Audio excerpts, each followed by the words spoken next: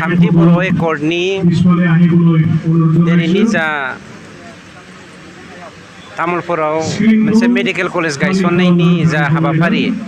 बे गायसननाय हाबाफारिया जोंनि बर' हारिनि मोनसे गेदेर जौगाखांनायनि स्टेप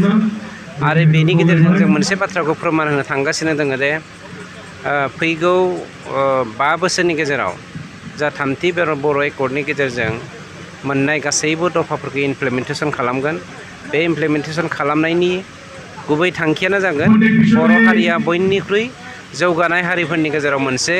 जौगानाय हारि हिसाबै सिनायथि होजानाय बेखौथ' सोरबा व्यक्तिनि नाजानाय होननानै जों बुंनो हाया दा बर' एकर्ड बे थामथि एकर्डआ साफ्रोमबो बर' सुबुंनिनो बिहोमा दङ बेवहाय एनडिपिनि बिहोमा दं दुलाराय बर' फरायसा आफादनि बिहोमा दं बर' समाजारि आफादफोरनि बिहोमा दं साफ्रोमबो बर' सेंग्रा सिख्ला बोराय बुरै बयनिबो बिहोमा दङ जायनि जाहोनाव बेखौ सोरनिबा बिहोमा होननानै जों बुङोब्ला गोरोन्थि जागोन नंगौ थांनाय 2020 मायथाइनि 27 जानुवारियाव जानाय जि बर' गोरोबथा बे गोरोबथानि दफा बायदियै दिनै तामुलपुर नैबे सोहोराव गंसे देहा बिफाननि मोनसे कलेज गायसन थांगासिनो दङ बेयो जोंनि बिटिआर बासिनि थाखायल' नङा जोंनि सारा आसामनि जोंनि बुरलुंबुथुरनि साहा थानाय आसामनि गासैबो हारि माहारिनि थाखाय बे मोनसे गोजोनथाव बाथ्रा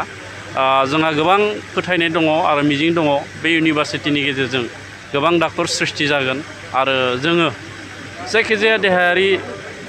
बेरामनि थाखाय सोखानायनि जि राहा बे राहाखौ जोङो जोंनि साखाथियावनो मोनगोन दा बेखायनो दिनैनि माने बाराया बा दिनैनि साना जोंनि बिटिआर बासि आरो जोंनि सा सानजा आसामनि रायजोफोरनि थाखाय जोबोद मोनसे गोजोनथाव रादाब आं बे समाव गिबियावनो जोंनि दुलाराय बर' रायजो राजाफोरखौ साबायखर बावग्रोयो मानो होनना बुङोब्ला जोंनि दुलाराय बर' रायजो राजाफोरनि बावसोमनाय नङाब्ला जोंनि सोमावसारनाया थावरिनाय नङामोन जोंनि दुलाराय बर' रायजो राजाफ्रा जोंनि सोमावसारारि जिफोर आफादफोर दङ दुलाराय बर' फरायसा आफादखौ लानानै एनडिएफबि बा बिदिनो गुबुन गुबुन सोमावसारारि आफाद बे आफादफोरखौ बिथांमोना हेफाजाब होदों थुलुंगा होदों बेनि थाखायनो आं गिबियावनो जोंनि बर' रायजो राजाफोर बिथांमोनखौ साबायखर बावो आरो जायफ्रा गाव गावनि बेसेन गोसा जिउखौ बावलांबाय बे बेसेन गोसा जिउखौ बावलांनाय न'खरनि जि फोलेर आं बिथांमोनखौबो साबायखर बावहरनायजों लोगोसे बिथांमोननो आङो आंनि गोसो गोरबोनिफ्राय खुलुमनायखौ जासिहरो आरो जायफोर बिग्रायारिफ्रा जोंनि बर' हादोर सोरजिनो थाखाय जि सोमावसारनायाव बाहागो लाबाय बे बिग्रायारि बिथांमोनखौबो आङो साबायखर जासिहरो गोजोनथाव खौरां क'क्राझार जिल्ला थिनालि लावरिपारायाव थानाय बड'लेण्ड एकाडेमि थिनालि फरायसालियाव 2021 आरो 2022 मायथाइनि गोदानै ओइचएस गिबि बोसोर आर्ट्स स्ट्रिमनि थाखाय मुं थिसननाय हाबाफारि सोलिगासिनो बे फरायसालियाव हौवासा आरो हिन्जावसाफोरनि थाखाय आलादा आलादायै हस्टेलनि खाबु दं फरायनायजों लोगोसे फरायसालियाव गेलेनाय आरो हारिमु फोरोंनाय जायो